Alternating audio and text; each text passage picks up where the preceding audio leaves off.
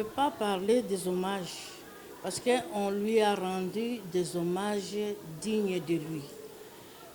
Si vous avez été attentif comme journaliste, vous êtes à la quête de nouvelles, je crois que vous savez qu'on lui a rendu hommage. Les étudiants lui ont rendu hommage à travers la plupart des établissements de Kinshasa.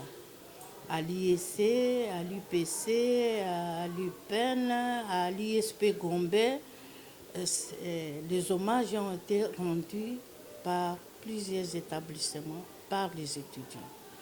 Et si vous avez été le jour de l'inhumation au centenaire, vous avez vu le niveau des hommages qui lui ont été rendus au centenaire. Donc, c'est quelqu'un qui nous quitte et qui a laissé le vide en tant qu'individu, mais ce vide n'est pas vraiment vide parce qu'il a laissé sa science. Il nous a laissé son souvenir dans son travail d'enseignant, dans la qualité de ses prestations, dans tout ce qu'il faisait, dans sa passion pour l'informatique. Il nous a laissé un exemple. Il est devenu un repère pour la jeunesse et un repère aussi pour tout le monde.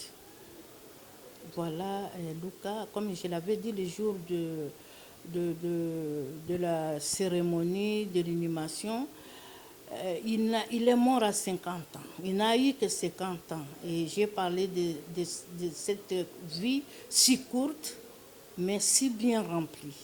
Vous avez suivi, si vous avez été là, la biographie, le nombre d'ouvrages qu'il a écrits, les services qu'il a rendus à travers plusieurs sociétés, sans compter à travers les différents établissements. C'est vraiment une tête que nous avons perdue. Le message, c'est la vie même de Lucas, qui est un message pour chacun de nous, pour les enseignants, pour les étudiants, pour ses proches. La façon dont il a mené sa vie, c'est un message.